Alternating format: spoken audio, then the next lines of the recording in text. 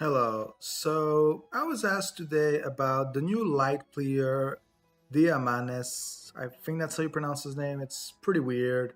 So I was asked, is he valuable? Should I use him? Or is he just trash? So again, there's a very big division on opinion on him because he's gonna only be valuable in very specific conditions and no one is ever going to advise using him unless you're yourself a four-man back. So as you see, his best position is center back. Already, I'm not going to be pushing towards that one. I'm going to be saying one of the sides, and when you look at his skills, you're going to understand why. So the first thing you need to know is that he's a long-range passer. I'm going to go just to show his evolved version. So we look at his skills on a better level. So he's going to increase the pass effect and he's going to give penetration. So when it's maxed out, I'm pretty sure it's going to be something around 20-25%. So it's not going to be something magical, and the pass effect either is really not going to be high because that's only increasing by 2.5% or 2.75.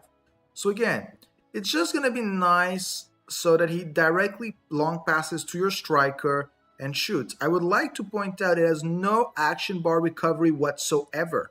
So passing it doesn't mean your striker is going to be able to shoot.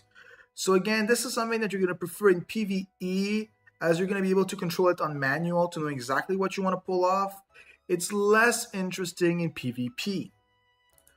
Now, his other skills, recover hype of allied team with a pass. So, as you know, long passes have a pretty decent cooldown. So what you're going to want to have with this is some sort of line who's fast enough so he can actually use this ability. This is one of his only two valuable abilities in my eyes. So it's going to do a 10% increase in entire allied team. So if he just passes in the back line, and as he's of the passer class, assist class more specifically, he's going to just do the passes. So there's a very low chance he's going to try to penetrate on his own. So unlike players like Mariel who have pass effects, bonuses, or nerfs, or whatever they are, this guy is going to be able to stack this fairly often. So in a way, he could be your team healer. Again, I wouldn't say he's better than a Virgil. I wouldn't say he's better than a Metatron. And I can go down the list of every healer and explain to you why they're better than him. So don't consider he's going to be the healer of your team. Now, the only skill who might make him interesting, and again, we need to read it very carefully because a lot of people are going to misunderstand it. Decrease action speed and pass effect by a certain percent on enemy assistors within the position. Assistors means passers. So since he's a backline player, that usually means someone like Scylla, Luca, Rone. Now, the thing is that there's actually some players that can have high pass effects who will not be affected by this as they're not classified as assistors. Who do I mean by this? I would say I'm pointing out one highly specific player. It's one of the Andor legends who, upon doing a pass, has some insane buffs and insane pass effect. So again, this means that he's only going to be valuable against a front line with two passers. That is where he's going to shine the most. And now, no pain, no gain. He's going to recover spirit and decrease inflicted damage when attacked. Again, it's going to be a 30% on each. So it's really not the greatest thing. But this means you could place him on either one of the sides and already just build him for the fact of being shot at. So you're not even going to tire yourself so much giving him reflex, who can be pretty nice, but always throw one reflex stone in the mix just for resistance. So again, I'm not going to be saying he's the best player, but against a two-passer front or against a front with something like a Balton, he could be interesting. But you got to understand that decreasing pass effect with an assister doesn't mean they're going to take their total pass effect and divide that by 0.5. Well, 2, but I'm multiplying it by 0.5. No, they're going to take their base pass effect, let it be 100. So they have 100 and they're buffed another 80%. So they're 180. And when they arrive on the line with him, they're going to take 100, the base pass effect, they're going to minus 50, and then they're going to do 50 plus 80, still keeping him at 130 being very high. So don't await this to be very strong against, for example, a Balteon who every single skill is boosting his pass effect. So it's completely useless. But against some weaker players who have very low pass effect to start with, very low buffs on this, you could actually make this less than 100% of their base pass effect. And especially when they're not using their active, it could be interesting. So now I'm just going to talk on a stone setup. So as you see, he actually has some very nice stones, one of each element. So for this, as I said, I'm considering throwing him on one of the sides. So for this exact reason, I'm going to be putting him as a survival build. What I mean by a survival build, I'm just going to show the stone. So again, for us all to be clear, it's a blue, it's a red, it's a light. So in the blue slot, we're going to be going for the most common of the blue defense stone, who's one of the best in game for this, is going to be the Thunder defense, because it's going to increase critical resistance. And as we know, there's going to be a lot of that going down. Then what we're going to be doing for the Andor stone is we're going to be throwing some reflexes. You need at least one reflex stone in the mix as always. And it gives more critical resistance because we're trying to make him capable of surviving. But this just helps us in case someone tries to steal the ball back from him, as lately a lot of attackers are being thrown in front line. Now the last stone left is the light one. To be honest, from the base stones, there are none that are interesting. So I would say you could look at this stone, max high, but it's really not worth it.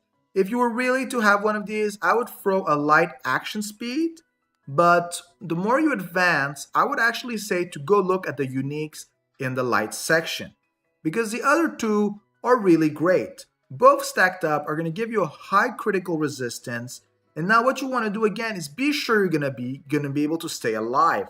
So what you can do is increase this critical resistance once more, throwing in a normalization, increasing your max height, making this one of the players capable of sitting on the side and surviving and taking the shot more than once. The entire principle behind this is that he's not going to be able to be taken out. Again, he's not a highly reflex buff and you're trying to max on his passives, but it can hurt that we're sure he's going to survive. Now for the prime slot, there are more than one option. If you find he is too weak, I believe you could just throw another one of these. There's really never anything wrong with throwing one of these. They're incredibly good, more critical resistance, more defense, yet once again, is just an epic stone. Or what you could do is instead look at the speed stones. As he's a passer and there's going to be always one good penetrator in your line, I would not be pointing towards one of the reflex stones. I would be looking towards the speed stones. So this is more a question on what kind of stone you like. I'm going to say the Wormwind one is nice again because more critical resistance, and like I'm saying, there's a lot of crit going down there, and a lot of you are going to be using a Scylla Ace, maybe even having an Scylla in backline or a Kevin. So on a damage resist front, they're usually pretty good from all those buffs. And damage resist stones only give 12%, who is extremely low. So I would say on top of it, throw a Wormwind Speed Stone. This means that literally every stone he owns is going to be giving him critical resistance, making him closely at the rank of a goalkeeper, knowing he has no passives boosting this. Second of all, the one reflex stone is going to make him less likely to be stolen upon, and the speed stone is just going to give him that really nice little boost for him to be able to use that pass more often. Is there any other unique stones I would be advising for him in case you can't get this specific stone of Immolation? I would actually say there are two other options, but one I'm going to advise, one I'm not. So the first I'm going to say, if you don't have it in the meantime, and again, only in the meantime, you could throw a Paradise of Light. It's max hype, it's attack power, you're just really doing it for the survival. Now, this is something a little bit more complex, because then light-wise you're not going to have a good stone, and it might just make him weaker overall because you're not going to have that crit resist, is throwing in an Endless Burning Matter. So it's also very nice, as he has an Andor slot and a lot of players don't. So if you can put that on another player, it would be more valuable, especially some sort of Urian backline is really great with this. So ideally, I wouldn't throw this on him because he's going to be shot at, but it's also a possible option. So just to recap, the ideal stone build on him would be an Andor Reflex with critical resistance. It would be a Thunder Defense with critical resistance. It would be a Normalization with hype and critical resistance, and a Whirlwind Speedstone with action speed and critical resistance. So all of this is going to make a huge amount of critical resistance. He's going to exceed over 110% of critical resistance just based on those stones. The decreased damage is going to be there. And again, he's going to be there just to generate life and once in a while be able to throw that ball back to the front line. So I'm going to go back to him now. I'm going to take that later actually for the timer on top. Now on a chain-wise, he has some actually pretty good chains compared to what people would actually believe. So first of all, let's do them in order. They get actually much better as you go on. So the very first chain is a chain with rivals. These are 3 to 4 stars. Nothing's interesting here. If you're using any of these on your team, there's basically something wrong going on. Now the second chain requires a rival who hasn't been out for quite a while. This is beta. I can't remember if she's S2 or not, and I'm pretty sure this even is a legend. So your chances of maxing this one out are pretty low. If you do have it maxed out, actually, these two are fairly common.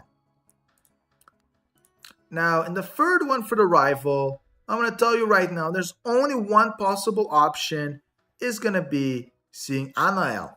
Because I have used TL and I've never used her. These are not even 5-star, and she's actually very strong. So there is a low chance that your rival chain is going to activate. But again, it is there. So it could be a buff. And in PvE, you're going to notice that having 4 players in a rival chain is just really nice. Now for the affection chain, there is 2 light strikers, and once again, the player you're going to be using as your ace, as I know that everyone always keeps her for that. So he's going to be having that. More hype, more defense, let's buff those stones even more.